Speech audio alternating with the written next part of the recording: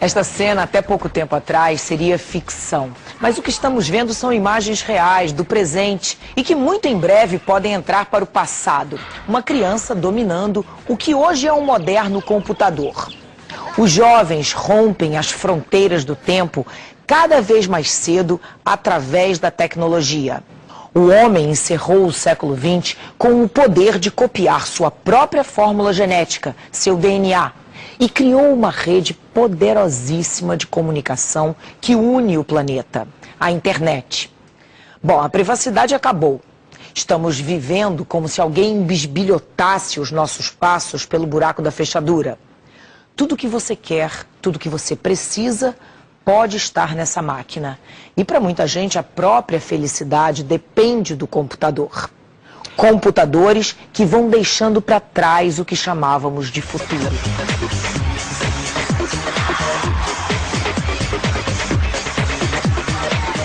O que tem a ver este senhor com este aqui? Este é o francês Blaise Pascal, filósofo e matemático, que nos idos de 1600 e tantos inventou uma máquina de calcular. Era a primeira semente para Bill Gates se tornar o homem mais rico do mundo 330 anos depois.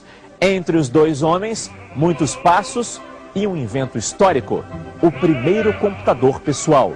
O heróico computador com tela escura e letras verdes. A small band of electrical engineers set out to turn a room full of wires and vacuum tubes into the world's first functioning computer. The Electronic Numerical Integrator and Computer, or ENIAC for short, was 100 feet long, 10 feet high, and weighed 30 tons. Its designers wanted to be able to process huge amounts of information faster than anyone ever before. But ENIAC was anything but fast or easy to program. ENIAC used 18,000 vacuum tubes to handle the calculations that are now performed by tiny microchips.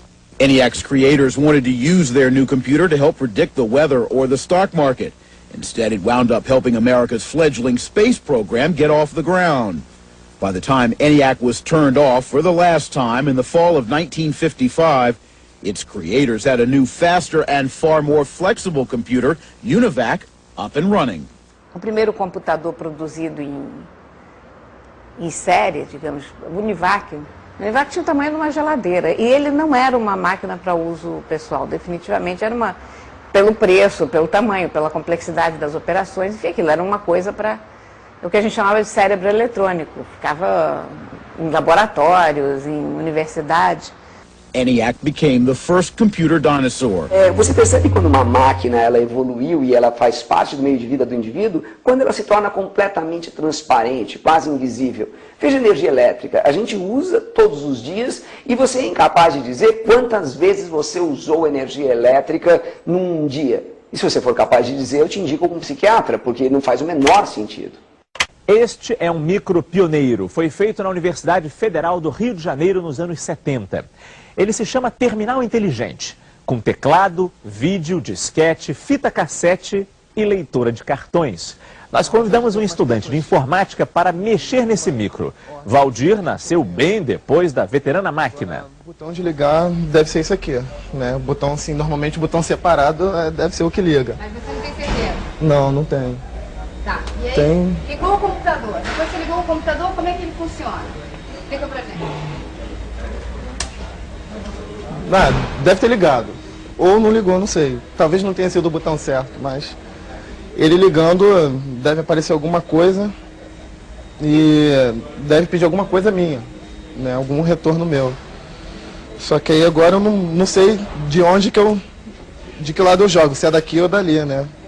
Você imagina que vai aparecer o que nessa telinha a hora que você ligar esse computador?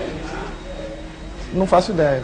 O que vai aparecer, não sei, talvez um pedido de alguma instrução que eu deva dar a ele para ele executar alguma operação. Agora, como que eu vou passar essa informação a ele, eu não sei, se é por aqui ou pelo teclado mesmo. Por aqui talvez fosse mais fácil, mas eu não sei como ele pedir isso, não sei se eu tenho que pedir alguma coisa, passar alguma coisa daqui antes, depois do teclado. E essas fitinhas? É, exatamente, isso que eu reparei agora. Não sei como é que funciona isso. Caramba.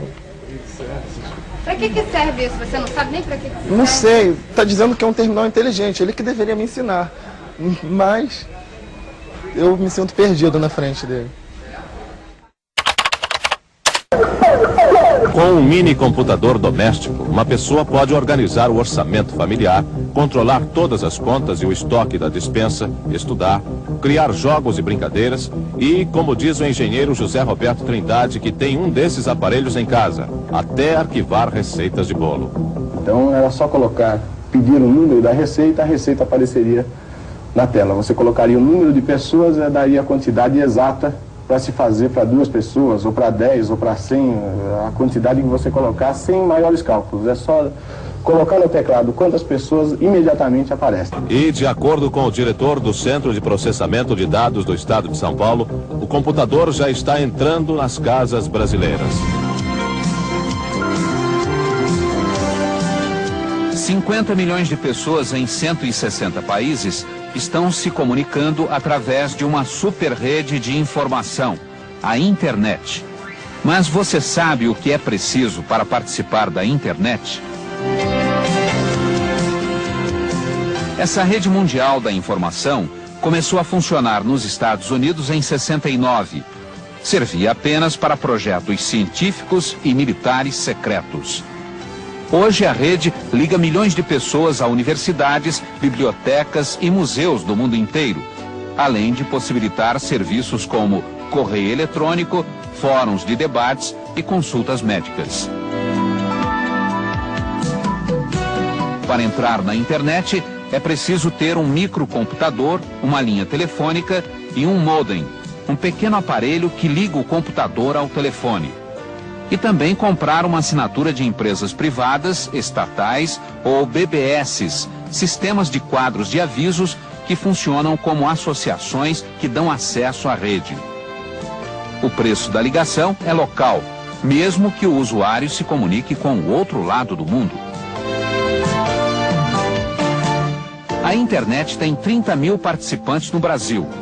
O acesso é pela Rede Nacional de Pesquisa, RNP, ligada às universidades, e o IBASE, o Instituto Brasileiro de Análises Sociais e Econômicas. A partir de maio, a internet no Brasil vai poder ser acessada através da Embratel. E até o fim do ano, cerca de 200 mil novos usuários brasileiros estarão ligados à superestrada mundial da informação. William Henry Gates III já escreveu seu nome na história da tecnologia. A grande sacada do jovem que acabava de sair da Universidade de Harvard, dizem os especialistas, foi ter percebido que as máquinas só fariam sentido se tivessem conteúdo. Consumers have gotten a better deal from the personal computer industry than any business in the world. The cost of computing has come down by a factor of 1 million in the last 20 years. A personal computer today is quite a bit less expensive than it was, even though it's far more powerful. And the software is constantly getting better. So every other industry should look at the PC industry and see what we've done to be so competitive and so innovative. In fact, the level of investment in software has never been higher. It's really a fantastic thing, which means that things are even going to move faster in the future than they have today. Quando se fala em computadores, a imagem que geralmente vem à cabeça tem clima de ficção científica. Ambientes gelados, com luz artificial e ruídos estranhos, onde máquinas substituem os homens na tarefa de memorizar, calcular, pensar, decidir. Mas a verdade é que esse clima já saiu da ficção e se instalou na realidade. Hoje, a microeletrônica é a segunda maior indústria do mundo, só perde para a do petróleo. E o Brasil ocupa o 8º lugar do mundo nesse campo. De acordo com Otávio Genari Neto, secretário especial de informática, cerca de 4.000 computadores operam no país. E quem vive numa cidade grande mantém contato constante com essas máquinas. A população média de São Paulo teria um contato indireto, nem sempre direto, cerca de 15 a 20 vezes por dia com um computador eletrônico. Esses contatos indiretos podem ser através das contas de luz, água, gás e telefone, todas processadas por computadores. Mesma coisa com as multas de trânsito, os olerites de pagamento, os extratos bancários, os impostos. Até a sorte nos cartões da Loto e da Loteca é controlada por computadores. Quando você compra uma passagem de avião em São Paulo, a funcionária da companhia aérea consulta um terminal, ligado eletronicamente a um computador central, que informa números e horários de voos, se tem lugar ou não, e garante ou não a reserva. E as cartas que chegam ou saem da cidade passam por uma central de triagem, onde computadores fazem a leitura dos CEPs e distribuem os envelopes para seus destinos.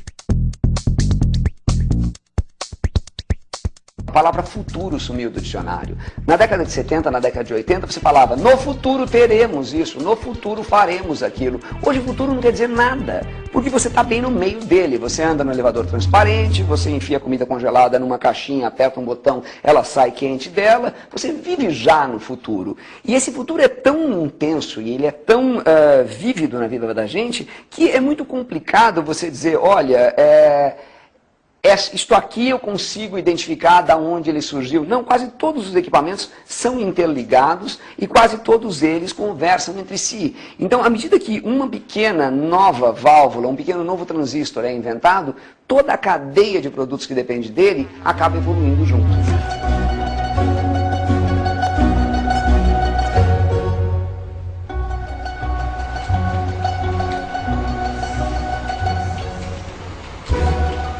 O computador surgiu na minha vida quando a minha máquina de escrever elétrica faleceu.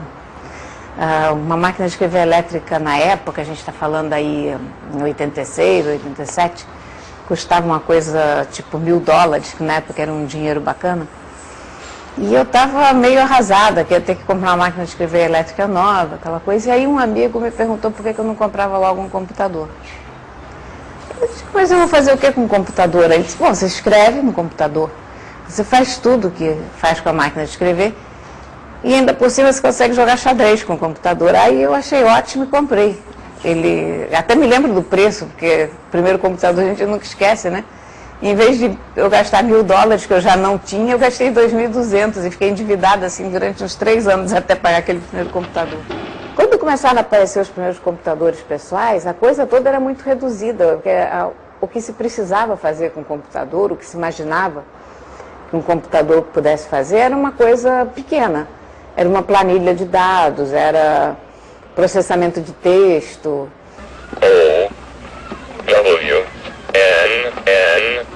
Era eventualmente CAD, o CAD é o Computer Aided Design, que os arquitetos usam muito, os engenheiros usam também até hoje.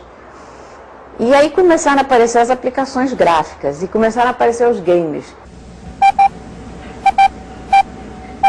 E os games puxam muito pelo desenvolvimento da indústria.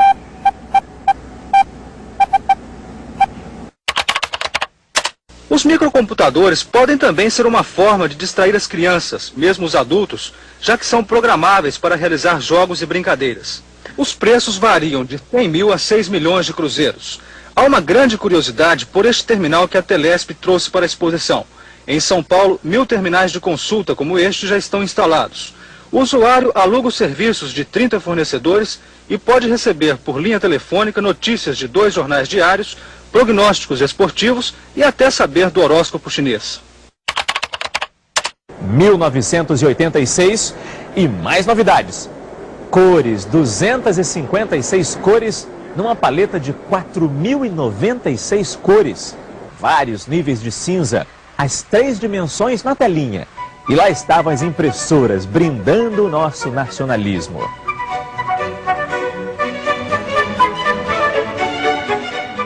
Uma das coisas mais características dessa evolução toda do digital é o seu computador ter virado no avesso.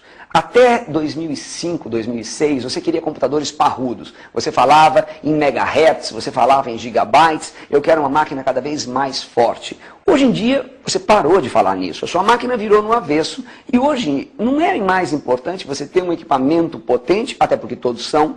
É muito mais importante você estar ligado a uma rede potente. Então, se eu te der a opção, você quer uma máquina muito poderosa, que não fala com ninguém, ou você quer uma máquina porcariazinha, mas que fala com uma rede muito rápida, a sua opção é pela segunda. O computador desconectado era uma máquina que agia só como uma extensão do teu cérebro, digamos assim, no sentido de agilizar um pouco o que você estava fazendo, de fazer as tuas contas por você, de permitir a você escrever de uma forma mais simples, porque você podia recortar parágrafos do fim, botar para frente, trocar a ordem das letras. Você podia jogar xadrez, você podia jogar uma série de games, mas você não tinha interatividade. Quando aparece a internet, as máquinas se conectam.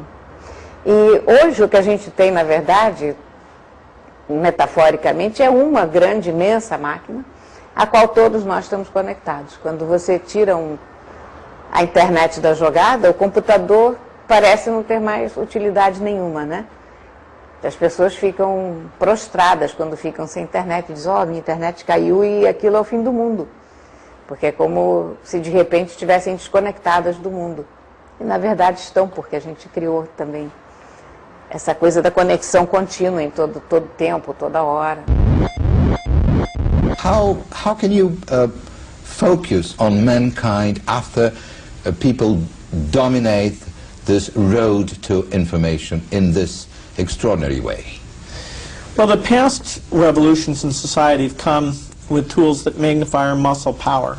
The Industrial Revolution was about motors and tractors and things like that.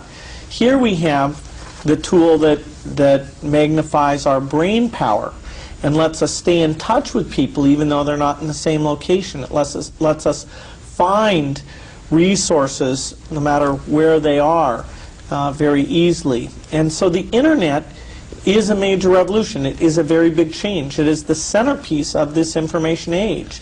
And certainly the impacts of that will be very broad, but it's up to humans to decide how we want to use it. Do you believe that the differences in culture will eventually change or disappear or will not count? No, I doubt that very much. In fact, when I walk the hallways of Microsoft, I can see that people at Microsoft who come from different countries are using the internet to get out and listen to radio programs from their country. You know, I hear radio programs from India or Israel or Brazil or all the different places. Or you can send electronic mail to your friends and relatives who are back in your home country. So the ability to reach out and pursue your cultural interests is greatly improved by the internet. Just because we all watch TV, we all use the telephone, doesn't mean we have the same interests. And so we'll take this and use it as a tool for cultural interests. Você sabe como a internet surgiu no Brasil? Para responder a essa pergunta, precisamos voltar ao ano de 1989, quando um grupo de acadêmicos de várias universidades espalhadas pelo país buscava conexões com outras redes acadêmicas internacionais. O professor Demi Getchko era um dos integrantes dessa equipe e nos conta que os primeiros pacotes TCP/IP brasileiros foram transferidos entre Brasil e Estados Unidos em janeiro de 1991. Eram apenas algumas linhas de texto, e-mails simples, mas que chegavam ao destinatário instantaneamente. Uma revolução para a época. Era incrível, porque na época você conseguia entrar em contato com qualquer pessoa e o correio eletrônico na época tinha um grande valor. Em geral, quando você recebia um correio eletrônico, você se apressava a responder rapidamente, porque não havia o que há hoje, o excesso de lixo, de spam. Então as cartas eram todas consideradas de extrema importância. Então o status da ferramenta correio eletrônico era muito elevado na época. Você consegue imaginar que naquela época o backbone de todo o Brasil, ou seja, a conexão mais rápida existente, era de 4.800 kbps, ou quase 12 vezes mais lento que uma conexão de escada? E por isso mesmo, cada pacote de dados era tratado com extremo cuidado para que não houvesse nenhum desperdício de banda. Na época não tinha imagem, então, na verdade, essa história de que uma imagem vale 1000 palavras, é verdade também no tamanho. Uma imagem, em geral, é muito mais do que 1000 palavras. Então, se você manda um monte de carta de correio eletrônico, isso é muito menos do que uma imagem, uma simples imagem digitalizada. Os domínios .br foram registrados em 1989, antes mesmo da primeira transferência de dados entre computadores brasileiros e estrangeiros. Isso era o início da formação de uma rede nacional, já que cada computador ganhou um nome. O seu computador hoje, em casa, tem um nome, só que esse nome é em forma de número, que os técnicos chamam de endereço IP. IP de Internet Protocol.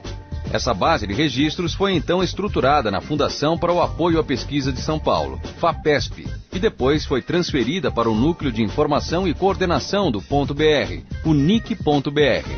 Todo mundo que registra um site no Brasil faz isso por meio do NIC.br. A rede começou muito acadêmica, mas por volta de 93, 94, já havia movimentos de provedores, né, que tentavam transformar as velhas BBS, que eram redes de troca de mensagem sem conexão com o mundo, em algo conectado ao mundo. O que trouxe a grande explosão da rede, em minha opinião, foi a existência da World Wide Web. Quer dizer, quando entrou o www, que foi a forma das pessoas criarem sites, criarem conteúdo, isso causou uma explosão, porque isso também permitiu o comércio na rede. Seria muito difícil comerciar na rede, ou fazer transações de compra e venda, se tivéssemos só correio eletrônico. Tem que mandar uma carta, dizendo, quero comprar tal coisa, pode ser, pode não ser. Ia ser muito delicado e muito complicado fazer isso. Com a World Wide Web, se abriu um novo mundo aí de transações na internet. Mas tudo só começou a mudar mesmo quando os 3 Ws entraram na história. O www de World Wide Web, ou simplesmente Rede Mundial em português, trouxe consigo as primeiras páginas como as entendemos hoje. E para navegar por elas, os primeiros browsers. Em 1993, o Mosaic surgiu como a melhor solução para navegar pelas páginas da rede. Aí, aquela rede pequena, utilizada para fins acadêmicos, caiu nas mãos de todo o público. Era o início do boom da internet. Até 94, 95, os registros eram feitos um a um. Alguém pedia um domínio, era 1 por dia, 2 por dia. E aí o Alberto Gomide, que era o técnico responsável na FAPESP por isso, fazia o registro na base de dados. Em 95 foi criado o comitê gestor, já se prevendo que haveria uma explosão da internet no país. Em 96 já se viu que não dava para continuar registrando 1 por 1, porque começou a aparecer uma grande demanda de áreas não acadêmicas, e aí nós contratamos um software, foi desenvolvido um software dentro da FAPESP, foi contratada uma equipe de pessoas que enriqueceram a equipe original, e foi criado um software que foi sendo aperfeiçoado e roda até hoje, que permitiu automatizar o registro. A automatização do registro é de fins de 97. Desde a primeira onda da web, o registro de domínios .br cresce cerca de 20% ao ano. Uma curva ascendente tão forte que algumas regras precisaram ser definidas para evitar problemas. Na internet vale o conceito de quem chega primeiro e registra o nome que está disponível, ele fica com aquele nome, se não houver nenhum tipo de problema. Então, evidentemente que no começo da rede houve uma corrida para nomes, e o comitê gestor tomou cuidado, vendo que isso podia gerar um monte de problemas. Então, se vocês lembram das providências por volta de 97, 98, na época nós tínhamos restringido o registro a um domínio por CNPJ, para garantir que não haveria uma corrida a nomes que depois poderia fraudar legítimos titulares. Isso foi mantido até 99, quando abrimos para 10 registros por CNPJ, e hoje nós abrimos sem limite, porque a gente acha que quem não acordou até agora para a rede, já é um pouco tarde para chamar a atenção dele. Realmente difícil encontrar alguém que ainda não tenha acordado para a internet. A rede está promovendo mudanças em todo o planeta, aproximando pessoas, facilitando a vida de todos nós. E se tudo isso aconteceu em menos de 20 anos, fica até difícil imaginar o que ainda vem por aí. A internet, na verdade, hoje em dia principalmente, ela se tornou uma gigantesca cidade pequena. Você fala, é uma rede mundial? Mentira, você conhece, tem algum amigo na África? Não tem. Quantos amigos você tem na Ásia? 2 ou 3? Bom, mas a África mais a Ásia somam 3/4 da população do planeta e você não tem nenhum amigo lá? Então não é uma rede mundial, é uma cidade minúscula que todo mundo tem comportamentos de cidade minúscula. Então numa cidade minúscula, se você encher a cara, todo mundo sabe. Se você der um vexame, todo mundo sabe. Se você se destemperou, todo mundo sabe. E todo mundo te conhece muito bem. No mundo do Twitter, no mundo do Facebook, no mundo do Skype, todo mundo te conhece muito bem. Todo mundo sabe todas as besteiras que você fez e todo mundo passa o dia inteiro a fofocar. Então quando o indivíduo falava há um tempo, não, olha, eu passo 10 horas por dia na internet, ele ainda conseguia convencer os pais que ele estava num ambiente de estudo, ele está num enorme ambiente de fofoca, quando não está num ambiente de videogames. Eu tenho vários brinquedinhos. Esse aqui eu já não considero mais um brinquedo, quer dizer, eu passo tanto tempo colada nessa máquina aqui que ela é uma extensão. Um dos meus brinquedos favoritos nesse momento é esse aqui, que é o iPad. Os meus celulares, que eu amo de paixão, sem os quais eu não saio de casa. A minha câmerazinha compacta. Esse cartão é um cartão Wi-Fi. Então, eu fotografo, ele funciona como qualquer cartão normal. E eu deixo a câmera ligada aqui, por exemplo. E quando eu chego, as fotos já estão todas no computador, porque todos trabalham dentro da mesma rede Wi-Fi. Esses brinquedos todos que eu estou mostrando, aliás, esse aqui é o Samsung Galaxy Tab. Esse daqui é o meu notebook. Ele é um MacBook Air de 11 polegadas, delicioso de usar. E como vocês veem, o tamanho dele é uma coisa deliciosa, né? Hollywood produziu muitos filmes de ficção científica, mas poucos se igualaram às peripécias da família Jetson. O desenho animado dos anos 60, 70 arriscava previsões no mínimo engraçadas para o século XXI. Era um futuro mais ingênuo, mas que acertou em cheio quando aliou o homem às máquinas. Elroy, quantas vezes eu já lhe disse que não usasse suas botas espaciais em casa? Um rapazinho com sapatos poderosos capazes de andar no teto.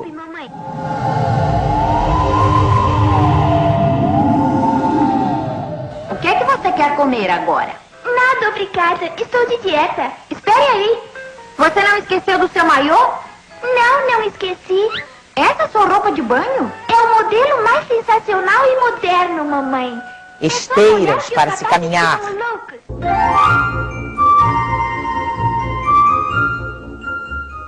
Não sei, esse botão dos ovos está sempre falhando. Máquinas que fazem comidas instantâneas. Eu apertei ovo cozido e veio um frango assado.